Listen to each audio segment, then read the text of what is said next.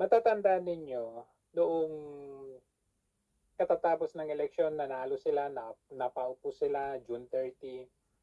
Hindi ba't merong national security meeting ang presidente together with the former presidents and of course kasama yung vice president dyan under sa constitution natin, kasama yan dapat.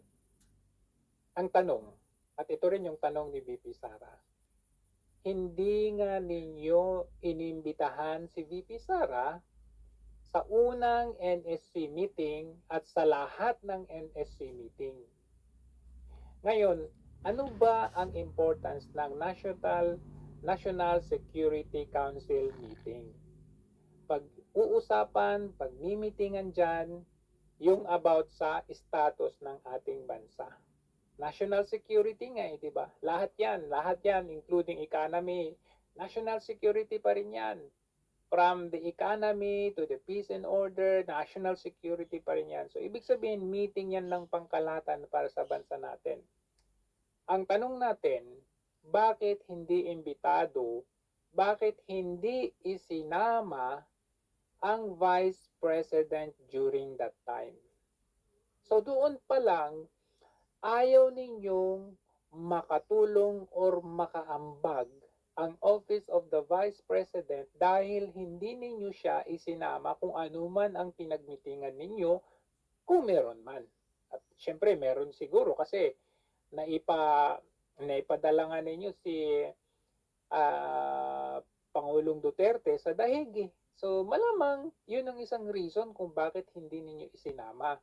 Ngayon, you have the nerve to question VP Sara na ano bang naiambag mo? Bakit hindi ka na lang tumulong? Oy, nung gusto niyang tumulong, hindi ninyo siya hinayaang makatulong. Tinanggal pa ninyo siya sa NTF-ELCAC. Oh, tinanggal ninyo sa NSC. Oh, tinanggal ninyo.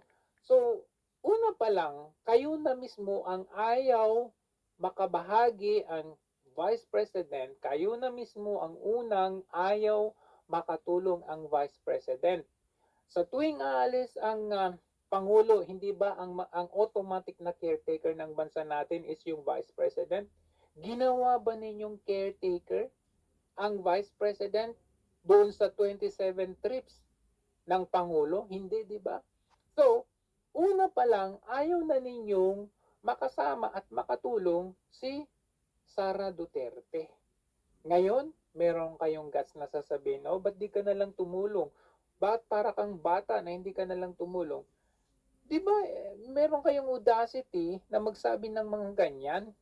So, yan yung napala ninyo na back to you kayo ni VP Sara na meron akong alam na solusyon kung paano gawing 20 pesos ang bigas pero hindi ko sasabihin kasi ayaw kong makatulong. Ay nung sinabi niya yun, saka ninyo sasabihin niya bakit hindi ka tumulong? Diba? Anong ginawa niyo sa kanya? Binawasan ninyo yung budget. Meron siyang satellite offices ang Office of the Vice President. Anong ginawa ninyo? Ayan, wala na. Bagsak na yung satellite offices. Bakit? Kasi gahaman kayo at binawasan ninyo yung budget. Supposed to be para masustain yung mga satellite offices o yung magnegosyo taday o yung mga projects ng Office of the Vice President. So ngayon, ang kakapal ng pagmumukha ninyo na sasabihin na ayaw tumulong, kayo na mismo ang ayaw tumulong. Ma-enumerate natin eh. Ma-enumerate natin yung mga bagay-bagay na ginagawa ang function, higit pa sa function o role ng isang Vice President. Pero kayo na mismo ang pumipigil, kayo na mismo ang sumusupil dahil may plano pala kayo sa Vice President. Matanggal ang mga Duterte, ma-impeach si VP Sara, kaya pala ayaw ninyo siyang masama. Ngayon, ang plastic ninyo, sasabihin niya, huwag naman tayo asal bata na ayaw nating tulungan ang gobyerno. Kayo ang naunang ayaw tumulong ang Vice President. Kaya huwag kayong plastic, makapal, may apog na magsabi ng ganyan. kayo ang nag-umpisa niyan.